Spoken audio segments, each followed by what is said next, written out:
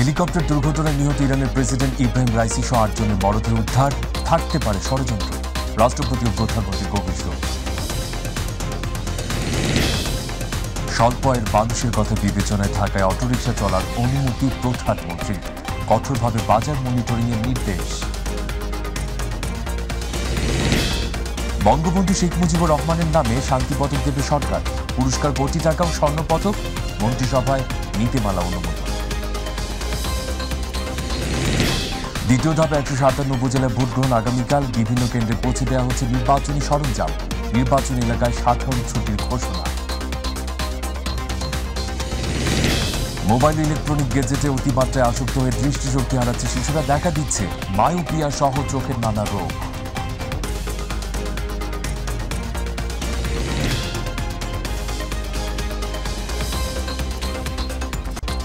বলছিলাম সংবাদ শিরোনামগুলো, এবারে জানাতে চাই পুরো প্রসঙ্গ। ইরানের দক্ষিণ পশ্চিমাঞ্চলে হেলিকপ্টার দুর্ঘটনায় প্রেসিডেন্ট ইব্রাহিম রাইসি নিহত হয়েছেন। এছাড়া হেলিকপ্টারে থাকা দেশটির পররাষ্ট্রমন্ত্রী সহ হোসেন আমির আবদুল্লাহিয়ান সহ বাকি আরোহীরাও মারা গেছেন। আজারবাইজান সীমান্তে নির্মিত একটি বাঁধ উদ্বোধন শেষে ফেরার পথে তাকে বহন করা হেলিকপ্টারটি খোদা আফরিন অঞ্চলে বিধ্বস্ত হয়। পরে মরদেহ উদ্ধার করে উদ্ধারকারীরা। এ ঘটনায় বিশ্বজুড়ে তোলপাড়। প্রেসিডেন্ট রাইসি মৃত্যুর ঘটনা নাকি পরিকল্পিত, তা নিয়ে চলছে জল্পনা কল্পনা। আরও তথ্য আতিকুর রহমান তিতাসের। দুর্ঘটনার প্রায় 18 ঘণ্টা পর ইরানের প্রেসিডেন্ট ইব্রাহিম রাইসি সহ 9 জনের মরদেহ উদ্ধার করা হয়েছে। এর আগে বহনকারী হেলিকপ্টারের ধ্বংসাবশেষের সন্ধান পাওয়া যায় তুরস্কের ড্রোনের মাধ্যমে। দুর্ঘটনার পর ইরানের প্রেসিডেন্টকে বহনকারী হেলিকপ্টারটি একেবারেই পুড়ে গেছে। ইরানের রাষ্ট্রীয় সংবাদ মাধ্যম ইরনার খবরে বলা হয়, দুর্ঘটনার পর প্রেসিডেন্ট রাইসি ও পররাষ্ট্রমন্ত্রীর বেঁচে থাকার আর কোনো লক্ষণ নেই। রবিবার আজারবাইজানের সীমান্তবর্তী এলাকা জোলফায় দুর্ঘটনার কবলে পড়ে ইরানের প্রেসিডেন্ট ইব্রাহিম রাইসিকে বহনকারী হেলিকপ্টার। ওই হেলিকপ্টারে প্রেসিডেন্টের সঙ্গে দেশটির পররাষ্ট্রমন্ত্রী, পূর্ব আজারবাইজানের গভর্নরও ছিলেন। প্রেসিডেন্ট রাইসি আজারবাইজানের সীমান্তের কাছে কিস কালাশি এবং খোদাফারিন বাঁধ দুটির উদ্বোধন করেন। সেখান থেকে ফিরে তিনি ইরানের উত্তর পশ্চিমে তাবরিজ শহরের দিকে যাচ্ছিলেন।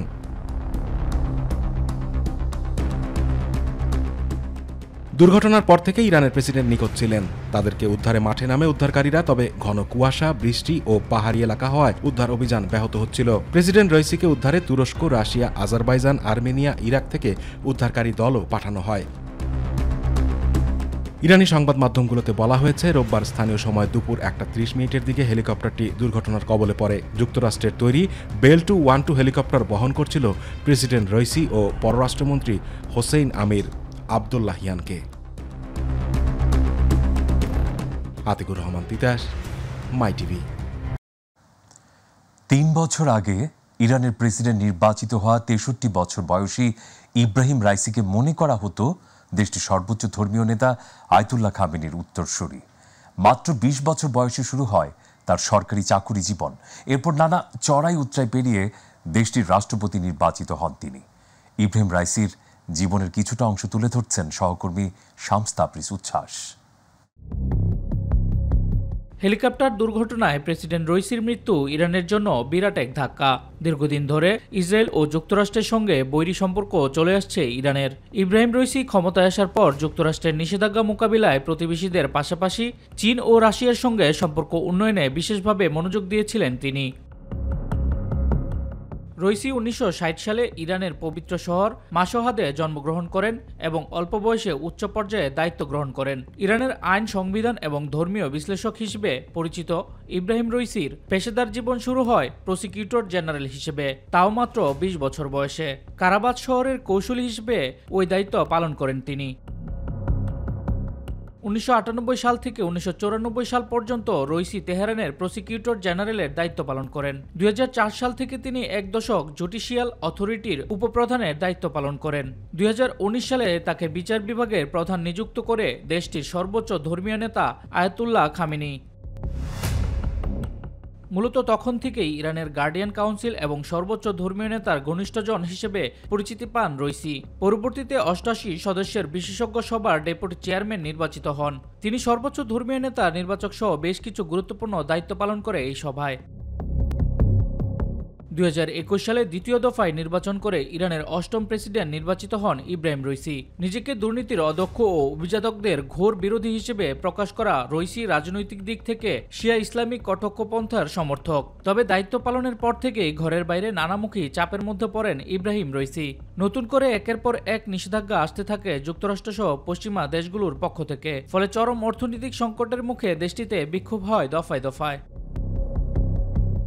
২০২২ সালে ইরানি তরুণী মাহসা আমিনীর মৃত্যুকে কেন্দ্র করে পোশাকের স্বাধীনতা ইস্যুতে দেশজুড়ে বিক্ষোভ হয়, যাতে প্রাণ যায় ৫৫০-রও বেশি মানুষের। ওই ঘটনায় সবচেয়ে বেশি চাপের মুখে পড়েন রইসি, যদিও পরে পরিস্থিতি অনেকটাই নিয়ন্ত্রণে আনেন তিনি।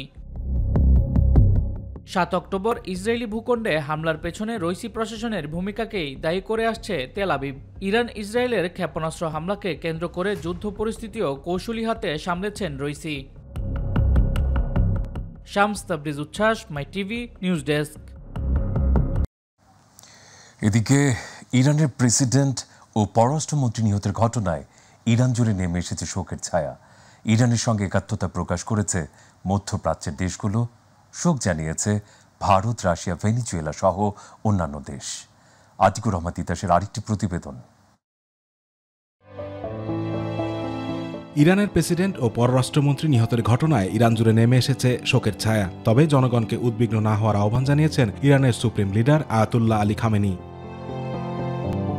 হেলিকপ্টার বিধ্বস্ত হয়ে ইরানের প্রেসিডেন্ট ইব্রাহিম রাইসি নিহতের ঘটনায় শোক প্রকাশ করেছেন রাষ্ট্রপতি মোহাম্মদ শাহাবুদ্দিন ও প্রধানমন্ত্রী শেখ হাসিনা। শোকবার্তায় প্রধানমন্ত্রী মর্মান্তিক এই ঘটনায় বাংলাদেশ সরকার ও প্রধানমন্ত্রীর পক্ষ থেকে ইরান সরকার ও সে দেশের ভ্রাতৃপ্রতিম জনগণকে গভীর সমবেদনা জানান।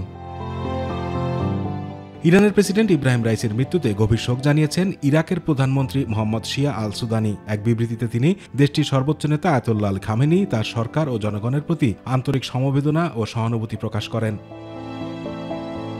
ইরানের সরকার ও জনগণের প্রতি গভীর সমবেদনা ও সংহতি জানিয়েছে ফিলিস্তিনের সশস্ত্র স্বাধীনতাকামী সংগঠন হামাস। গভীর শোক জানিয়েছেন ইয়েমেনের হুথি সুপ্রিম রেভলিউশনারি কমিটির প্রধান মোহাম্মদ আলী আল হুথি। তাদের পরিবারকে ধৈর্য ও সান্ত্বনা দেওয়ার জন্য আল্লাহর কাছে প্রার্থনা করেন তিনি।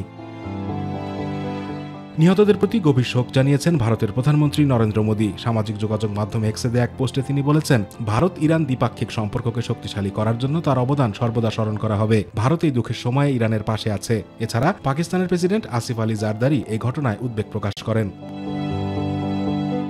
ইরানের প্রেসিডেন্টের নিহত হবার খবরে সমবেদনা জানিয়েছেন ভেনিজুয়েলার প্রেসিডেন্ট নিকোলাস মাদুরো। সামাজিক যোগাযোগ মাধ্যমে তিনি লিখেছেন, ভেনিজুয়েলার নিঃশর্ত বন্ধু ছিলেন রাইসি। মস্কো ইরানের রাষ্ট্রদূত কাজেম জালালির সঙ্গে সাক্ষাৎ করেছেন রাশিয়ার প্রেসিডেন্ট ভ্লাদিমির পুতিন। অন্যদিকে যুক্তরাষ্ট্র বলছে তারা বিষয়টিকে গভীরভাবে পর্যবেক্ষণ করছে। আতিকুর রহমান তিতাস, মাই টিভি। অন্যান্য প্রসঙ্গ। বিশ্ব পরিস্থিতি ও দ্রব্যমূল্যের স্বল্পয়ের মানুষের কথা বিবেচনা করে শুধুমাত্র ঢাকা শহরে ব্যাটারি চালিত রিকশা চলাচলের অনুমতি দিয়েছেন প্রধানমন্ত্রী শেখ হাসিনা। তবে ২২টি মহাসড়কে আগের সিদ্ধান্ত অনুযায়ী যানবাহন চলাচল বন্ধ থাকবে। দুপুরে বঙ্গবন্ধু এভিনিউয়ে ওলামা লীগের প্রতিষ্ঠা বার্ষিকীর আলোচনা সভায় এই কথা জানিয়েছেন আওয়ামী লীগের সাধারণ সম্পাদক এবং সড়ক পরিবহন ও সেতুমন্ত্রী ওবায়দুল কাদের। এ সময় তিনি বলেন, বিএনপির কোনো নেতাকর্মীকে বিএনপি হিসেবে নয়, অপরাধী হিসেবে জেলে পাঠানো হয়েছে। বিএনপি জামাত এখন ইহুদিদের দোসর হিসেবে পরিণত হয়েছে। ঢাকা সিটিতে এই মুহূর্তে বর্তমানে বিশ্ব পরিস্থিতি, যুদ্ধ, নিষেধাজ্ঞা, পাল্টা নিষেধাজ্ঞা, যেতে প্রতিক্রিয়া বাংলাদেশে দ্রব্যমূল্যের উপর, জ্বালানির উপর, আজকে ডলারের উপর বিভিন্নভাবে আসছে। এইসব কথা বিবেচনা করে নেত্রী সিটি এলাকা ব্যাটারি চালিত গাড়ি বন্ধের যে নির্দেশ, সেটা পরিবর্তন করে চালু রাখা তিনি নির্দেশ। সংকট না থাকা সত্ত্বেও বাজারে মূল্য বৃদ্ধির প্রবণতা দেখে কঠোরভাবে বাজার মনিটরিং করতে বাণিজ্য মন্ত্রণালয়কে নির্দেশ দিয়েছেন প্রধানমন্ত্রী শেখ হাসিনা। সকালে প্রধানমন্ত্রীর কার্যালয়ে প্রধানমন্ত্রী শেখ হাসিনার সভাপতিত্বে অনুষ্ঠিত মন্ত্রিপরিষদ বৈঠকে নির্দেশ দেন তিনি। বৈঠকে ব্যাটারি চালিত রিকশা বা অটোরিকশা নিয়ে আইন বিধিমালা করে নিয়ন্ত্রণে প্রয়োজনীয় ব্যবস্থা নিতে সড়ক পরিবহন এবং স্বরাষ্ট্র মন্ত্রণালয়কে নির্দেশ প্রদান করেন প্রধানমন্ত্রী। চালকদের প্রশিক্ষণের পাশাপাশি কোন সড়কে এবং কত গতিতে চলতে পারবে তা বিধিমালা অন্তর্ভুক্ত রাখার তাগিদ দিয়েছেন প্রধানমন্ত্রী শেখ হাসিনা।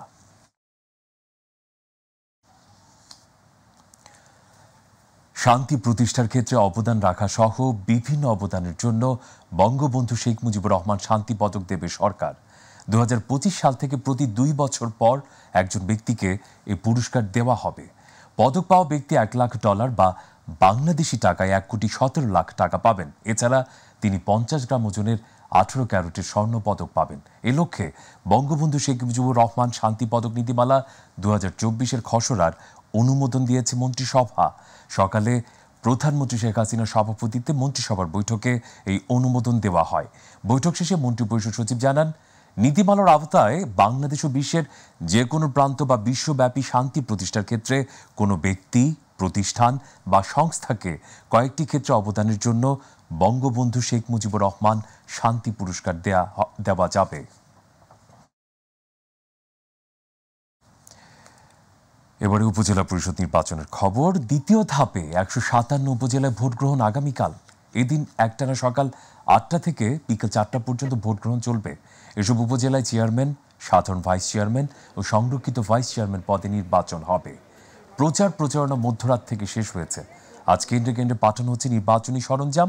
এদিকে দ্বিতীয় ধাপে ভোটের দিন সংশ্লিষ্ট এলাকায় সাধারণ ছুটি ঘোষণা করেছে সরকার। আর নির্বাচন অবাধ, সুষ্ঠু ও শান্তিপূর্ণ করার লক্ষ্যে সংশ্লিষ্ট উপজেলাগুলোতে বিজিবির 457 প্লাটুন সদস্য মোতায়েন করা হয়েছে। এছাড়া মাঠে নেমেছে র্যাব সহ আইন শৃঙ্খলা বাহিনীর বিপুল সদস্য। এদিকে নির্বাচন কমিশনার মোহাম্মদ আলমগীর বলেছেন, জাতীয় কিংবা স্থানীয় সরকার নির্বাচনে কোনো বিধিনিষেধ বা নিয়ম নেই যে কত শতাংশ ভোট পড়লে গ্রহণযোগ্য নির্বাচন হবে। এগুলো নিয়ে ইসি ভাবে না। যে কোনো শতাংশ ভোট পড়লেই খুশি। ভোটারের উপস্থিতি নিয়ে ইসি উদ্বিগ্ন নয়। সকালে নির্বাচন কমিশন ভবনে সাংবাদিকদের এক প্রশ্নের জবাবে তিনি এসব কথা বলেন। মোহাম্মদ আলমগীর বলেন, ভোট বর্জন এবং ভোট না দিতে লিফলেট বিতরণ বিএনপির রাজনৈতিক সিদ্ধান্ত। গণতন্ত্রে নির্বাচনে অংশ নেয়া না নেয়া যার যার সিদ্ধান্ত। এছাড়াও ইসির প্রতি অনাস্থা থেকে নয়, রাজনৈতিক কৌশল হিসেবে বিএনপি লাগাতার ভোট বর্জন করছে বলেও মন্তব্য করেন তিনি।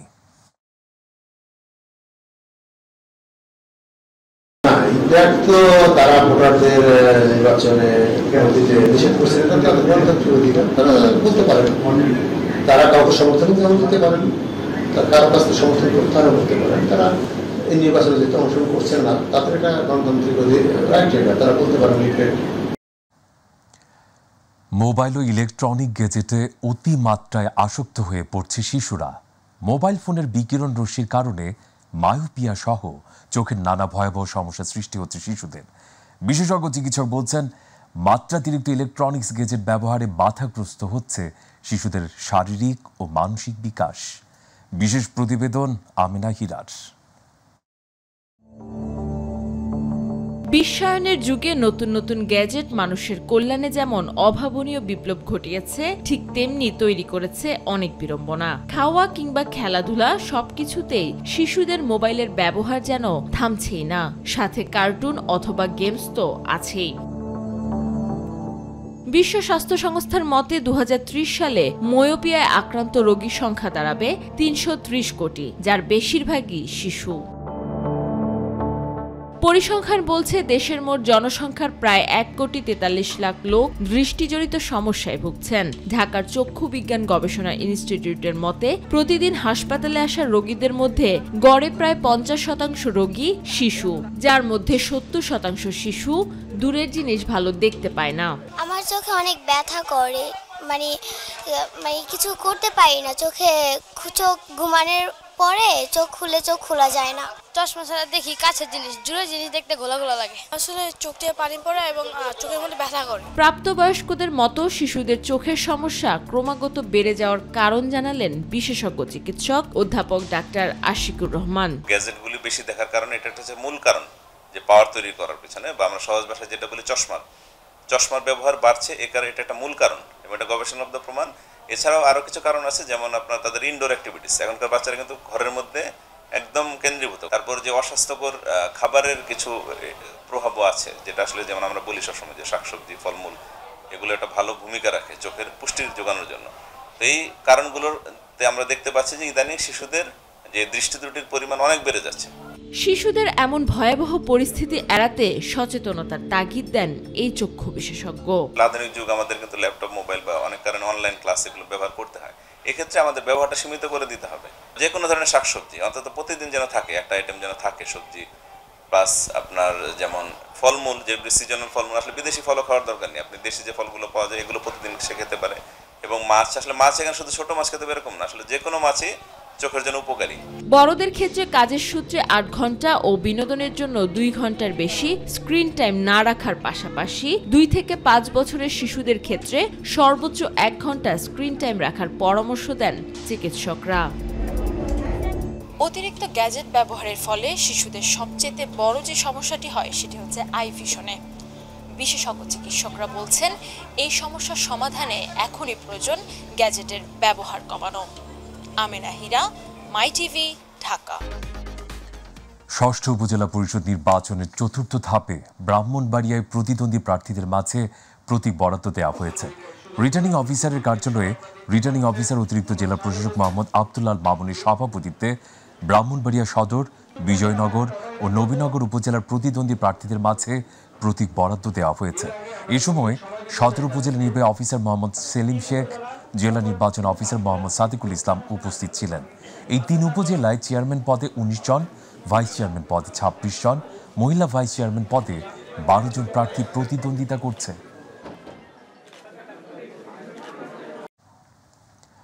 নারায়ণগঞ্জের 2500-এ এক কিশোরীকে গণধর্ষণের ঘটনায় জড়িত 4 জনকে গ্রেপ্তার করেছে র্যাব। সকালে ব্রিফিংয়ে র্যাবের আইন ও গণমাধ্যম শাখার পরিচালক কমান্ডার আরাফাত ইসলাম জানান, রাতে 2500 এলাকায় অভিযান চালিয়ে তাদের গ্রেপ্তার করে র্যাব 11। উদ্ধার হয়েছে একটি শুটার গান ও দেশীয় অস্ত্র। র্যাব আরও জানায়, চক্রটি রিকশা, সিএনজি চালানোর আড়ালে দীর্ঘদিন ধরে ডাকাতি করে আসছিল। তবে অন্য হোতাদের ধরতে অভিযান অব্যাহত রয়েছে বলেও জানান র্যাব। অনুসন্ধানে জানা যায় যে তারা প্রায় 1 বছরের অধিককাল ধরে এই সকল ধরনের কাজ, চুরি, ডাকাতি, ছিনতাই এর কাজে তারা লিপ্ত ছিল। নৃশংস এবং মর্মান্তিক জঘন্য যে ঘটনাটি ঘটেছে, যেখানে একজন নাবালিকা ধর্ষিত হয়েছেন, তার প্রেক্ষিতে 17 মে তারিখে বাদী হয়ে নাবালিকা নিজেই যে মামলাটি দায়ের করেছেন, সেই মামলার সূত্র ধরেই আমরা এই অপারেশন বা অভিযান কার্যক্রম পরিচালনা করেছি। এরা আর কি ধরনের কার্যক্রমে ছিল সেগুলো আমরা বের করার চেষ্টা করব। আবহাওয়া পরিস্থিতি, আগামী 2 দিনের মধ্যে বঙ্গোপসাগরে একটি লঘুচাপ সৃষ্টির পাশাপাশি বৃষ্টির প্রবণতা বাড়তে পারে বলে জানিয়েছে আবহাওয়া অধিদপ্তর। আবহাওয়াবিদরা বলছেন, লঘুচাপের বর্ধিতাংশ পশ্চিমবঙ্গ থেকে উত্তর পশ্চিম বঙ্গোপসাগরে এই মুহূর্তে বিস্তৃত রয়েছে। পরবর্তী 48 ঘন্টার মধ্যে দক্ষিণ পশ্চিম বঙ্গোপসাগর ও তৎসংলগ্ন এলাকায় সক্রিয় হতে পারে লঘুচাপটি। আমেনা হীরার আরও একটি রিপোর্টে বাকি তথ্য। গেল কয়েকদিন ধরে পুরো দেশে বইছিল মৃদু থেকে মাঝারি তাপপ্রবাহ। তবে গত 24 ঘন্টায় দেশের বিভিন্ন এলাকায় হওয়া বৃষ্টিতে আবহাওয়া অনেকটাই এখন স্বস্তিদায়ক অবস্থায়। গত 24 ঘন্টায় চট্টগ্রামের সন্দ্বীপে সর্বোচ্চ 71 মিলিমিটার বৃষ্টিপাত রেকর্ড করেছে আবহাওয়া অধিদপ্তর। এছাড়াও দেশের বিভিন্ন এলাকায়ও বজ্রসহ বৃষ্টি হয়েছে। আগামী 3 দিনে ঢাকাসহ দেশের বেশ কিছু জেলায় অস্থায়ীভাবে ঝড়ো হাওয়া সহ বৃষ্টি অথবা বজ্রসহ বৃষ্টি হতে পারে বলে জানিয়েছেন আবহাওয়াবিদ আব্দুর রহমান। সন্দ্বীপে 71 মিলিমিটার বৃষ্টিপাত রেকর্ড করেছে। সেই সাথে দিনাজপুর এবং সৈয়দপুরে 61-62 মিলিমিটার আমরা বৃষ্টিপাত রেকর্ড করেছি। এর পরবর্তীতেও কিন্তু বৃষ্টিপাত আরও হচ্ছে এসব অঞ্চলে, এবং এই বৃষ্টিপাতের যে ধারা মোটামুটি 22 তারিখ 23 তারিখ পর্যন্ত অব্যাহত থাকবে। 48 ঘন্টার মধ্যে দক্ষিণ পশ্চিম বঙ্গোপসাগর ও তৎসংলগ্ন এলাকায় একটি লঘুচাপ সক্রিয় হতে পারে বলেও জানান এই আবহাওয়াবিদ। লঘুচাপটি কিন্তু এখন সৃষ্টি হয়নি, হওয়ার যে তার যে অনুকূল পরিবেশ, সেই পরিবেশ সৃষ্টি হচ্ছে এবং আমরা বলেছি 48 ঘন্টার মধ্যে অর্থাৎ 22 তারিখের মধ্যে দক্ষিণ পশ্চিম বঙ্গোপসাগরে একটি লঘুচাপ সৃষ্টি হতে পারে। সেই লঘুচাপ সৃষ্টি হওয়ার পরে বোঝা যাবে সে আরও কতটুকু শক্তিশালী হবে এবং কোন দিকে যাবে। পুরো মাস জুড়ে চলা তাপপ্রবাহের তীব্রতা কমে আবহাওয়া স্বস্তিদায়ক পরিস্থিতিতে থাকবে পূর্বাভাসে, এমনটাই জানান আবহাওয়াবিদ আব্দুর রহমান। উত্তর দিকে অর্থাৎ Bangladesh. Amena Hira, my TV, Dhaka.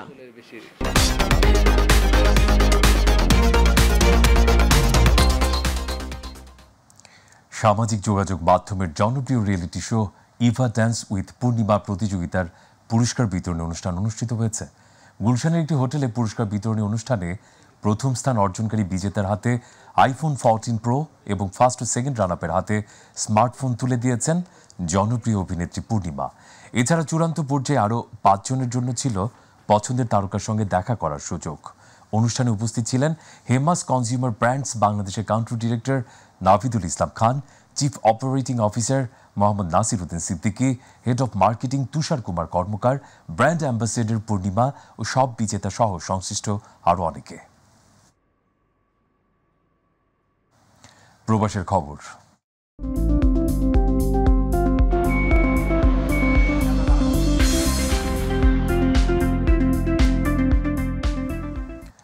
Malaysia আন্তর্জাতিক মাতৃভাষা দিবস কার্নিভাল উপলক্ষে স্কুল কলেজের শিক্ষার্থীদের মধ্যে রচনা ও চিত্রাঙ্কন প্রতিযোগিতার আয়োজন করা হয়েছে। মালয়েশিয়ার প্রতিনিধি আশরাফুল মামুন জানান, রোববার কুয়ালালামপুরের দেওয়ান বাহাসা দান পুস্তাকায় এ কার্নিভাল হয়। ইউনেস্কো জাতীয় কমিশন, মালয়েশিয়ার পক্ষে Tamil foundation Malaysia, LLG culture development centre উদ্যোগে আয়োজিত কার্নিভালে কৌশলগত অংশীদার ছিল কুয়ালালামপুরের বাংলাদেশ হাই কমিশন। অনুষ্ঠানে ভাষা আন্দোলনের উপর ছবি ও প্রামাণ্যচিত্র প্রদর্শন করা হয়। পরের প্রতিযোগিতায় বিজয়ীদের মাঝে পুরস্কার বিতরণ করেন প্রধান অতিথি বাংলাদেশ হাই কমিশনের deputy high commissioner Mohammad Khurshed Alam Gastagir. কার্নিভালে মালয়েশিয়ার বিভিন্ন স্কুলের 2 শতাধিক শিক্ষার্থী অংশগ্রহণ করে।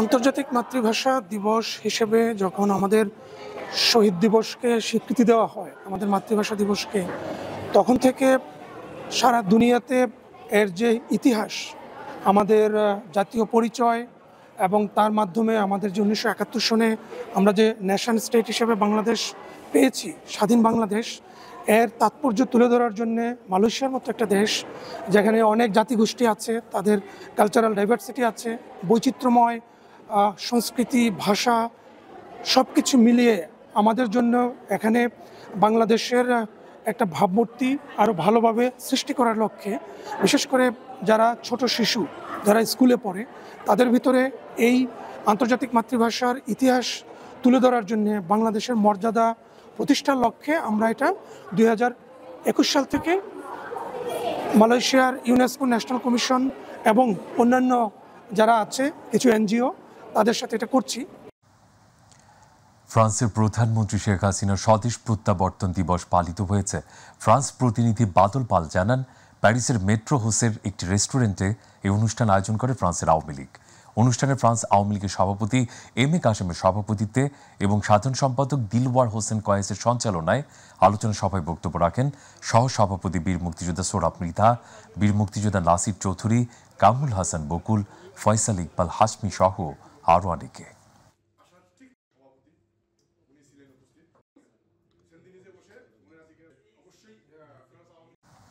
ক্রিকেটের আরও কিছু খবর। বিশ্বকাপে দক্ষিণ আফ্রিকা ও শ্রীলঙ্কার বিপক্ষে বাংলাদেশের জেতা উচিত বলে মনে করেন সাবেক অধিনায়ক ও ক্রীড়া উপকমিটির সদস্য সচিব মাশরাফি বিন মুর্তজা।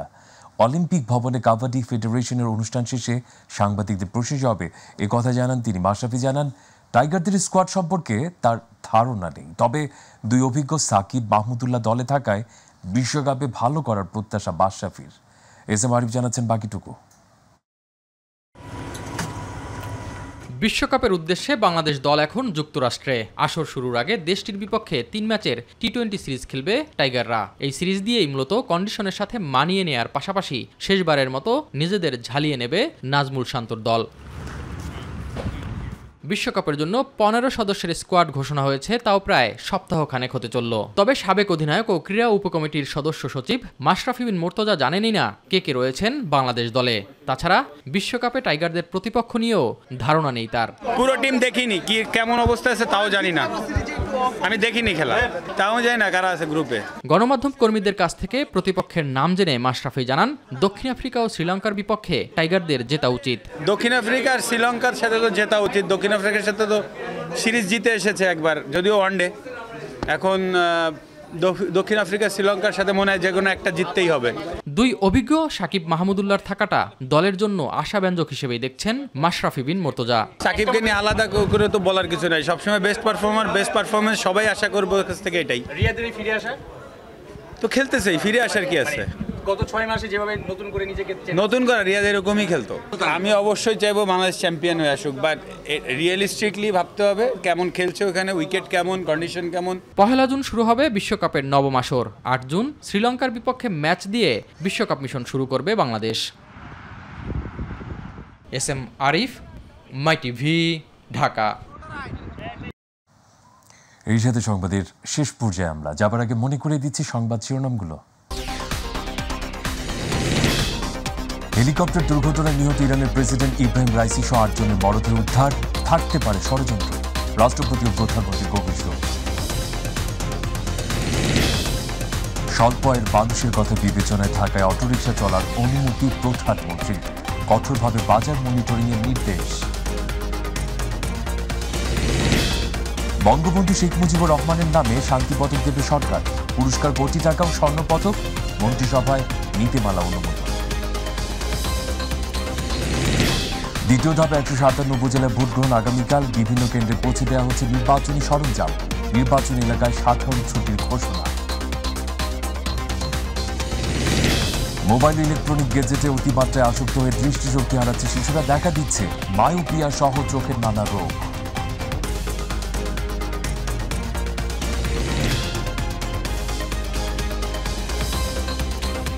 দর্শক, এই ছিল এখনকার সংবাদ। এছাড়া ইউটিউবে মাই টিভি সংবাদ পেতে ভিজিট করুন youtube/mytvbd news। আমাদের সকল অনুষ্ঠান দেখতে ভিজিট করুন youtube/mytv বাংলা, facebook/mytv বাংলা। পরবর্তী সংবাদ দেখার আমন্ত্রণ জানিয়ে বার্তা কক্ষ থেকে এখনকার মতো বিদায় নিচ্ছি। মেহেদী হাসান খান। আল্লাহ হাফেজ।